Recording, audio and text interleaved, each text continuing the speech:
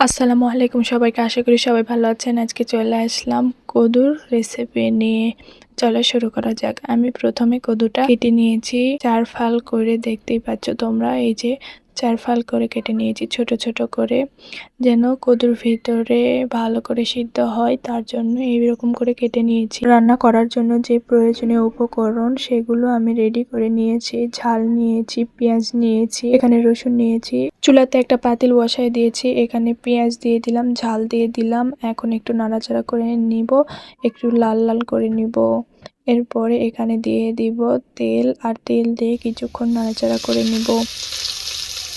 আজকের রান্নাটা শুধু কদু না, আমি আগে থেকে রান্না করে নিয়েছিলাম গরুর মাংস। সেই মাংস দিয়ে কদু দিয়ে রান্না করব গ্রামীণ পদ্ধতিতে। গ্রামের মানুষ যেভাবে কদু মাংস দিয়ে রান্না করে খায়, সেই রকম করে একটা রেসিপি হবে আজকে।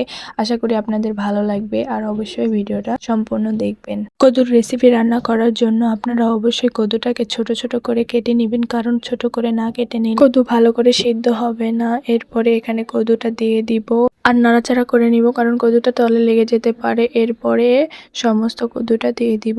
সম্পূর্ণ কদু দেওয়া হয়ে গেলে এখানে আরো অন্যান্য উপাদানগুলোও দিয়ে দিব, কারণ আগে দিলে পুড়ে যেতে পারতো। এখানে দিয়ে দিয়েছি লবণ, হলুদ, মশলা।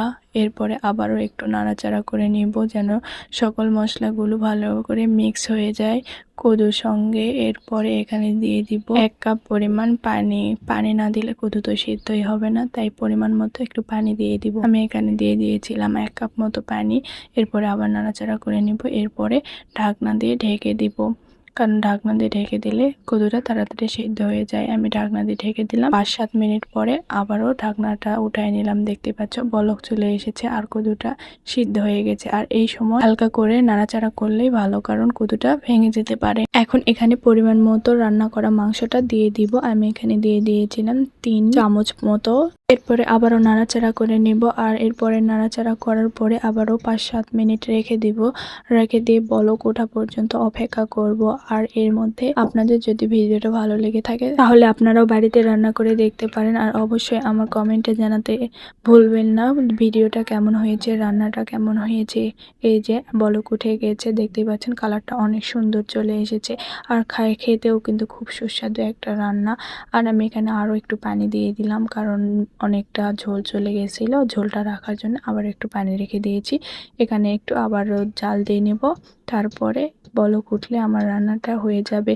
অবশ্যই আপনাদের ভিডিওটা ভালো লাগবে, আর দেখবেন বাড়িতে ট্রাই করে। ভালো লাগলে অবশ্যই জানাবেন। আল্লাহ হাফেজ।